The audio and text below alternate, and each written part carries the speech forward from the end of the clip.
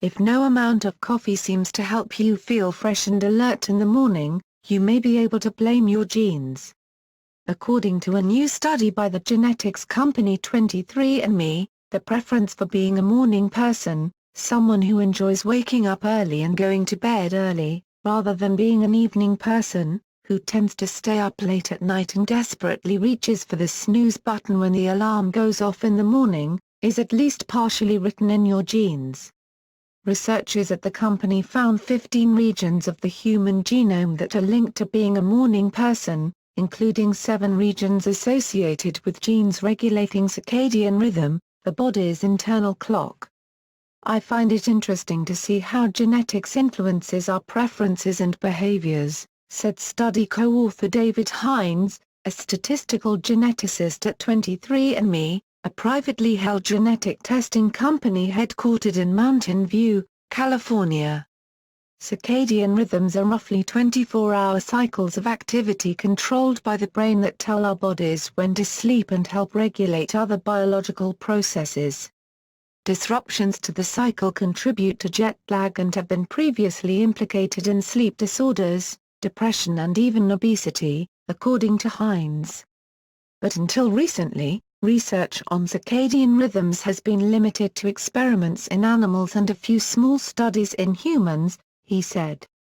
For their study, Hines and his team collected data from nearly 90,000 customers who submitted DNA and saliva samples. The researchers then asked the participants to answer a simple question, whether they consider themselves a morning person or a night person.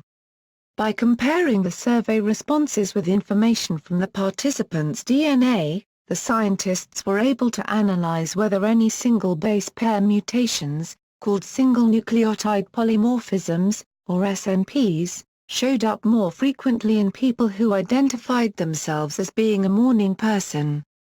The scientists found that having one of 15 genetic variants increased a person's chances of being a morning person by between 5% and 25%, according to the study. Women were more likely to be early risers, 48.4%, compared with 39.7% of men. And people over 60 said they preferred mornings more than those under 30, 63.1%. Compared with 24.2% of participants under age 30, the researchers said. But the study results don't prove that these genetic variants cause sleep disorders, depression or obesity just yet.